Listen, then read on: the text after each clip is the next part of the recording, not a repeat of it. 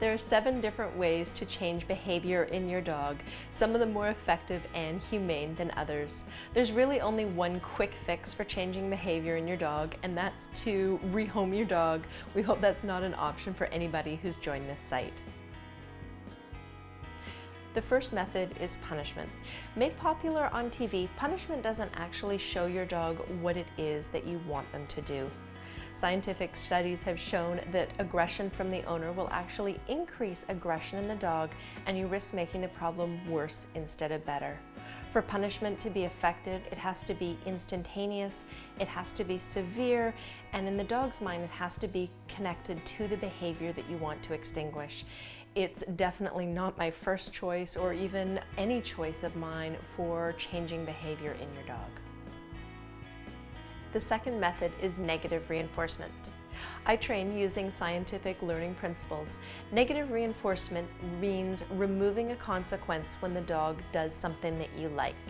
So to put that in simpler terms, you apply pressure on the leash, lifting upwards until the dog sits. When the dog sits, the pressure is removed as a reward for the dog, and that's considered negative reinforcement. It's a very, very slow way for the dog to learn, and it's not terribly much fun for the dog.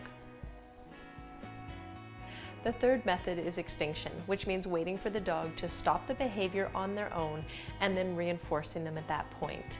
Behaviors that are self-reinforcing for the dog are very difficult to get rid of using extinction because the dog's reinforced for the behavior just by doing it, like chasing squirrels or barking at strangers, and isn't looking to you for a reward. The fourth method is training an incompatible behavior. If you've got a dog who jumps up on guests, for example, you can teach them to go to their mat and wait while you answer the door. You want to teach this separate from the stimulus, which would be either the doorbell ringing or guests arriving, so your dog has a history of reinforcement and then gradually increase the level of distraction. It's going to be much more effective and much more humane than physically restraining your dog to prevent the behavior from happening. The fifth method is to put the behavior on cue. You can reward and reinforce your dog when they are offering the behavior.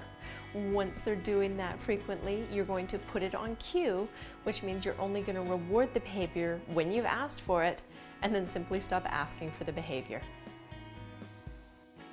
Method 6 is shaping the absence of the behavior. You're going to watch what your dog is doing, and you're going to be marking and rewarding anything except for the behavior that you don't like. You're going to be teaching your dog that there are many different behaviors that they could offer that will get rewarded, and you're not going to be rewarding the behavior that you don't like. The seventh method is changing your dog's motivation. You need to look at why the dog is offering the behavior and change their motivation. You can use counter-conditioning to change your dog's emotional response so that they are able to relax, and you will be able to identify and reinforce an alternative behavior that you prefer. When considering the 7 different methods to change behavior, you want to take in consideration your dog, the behavior you're trying to modify, and the situation. You want to choose the least invasive, minimally aversive technique to use, because that's going to be the kindest and most humane way to train your dog, and in the long run, it's going to be the fastest way too.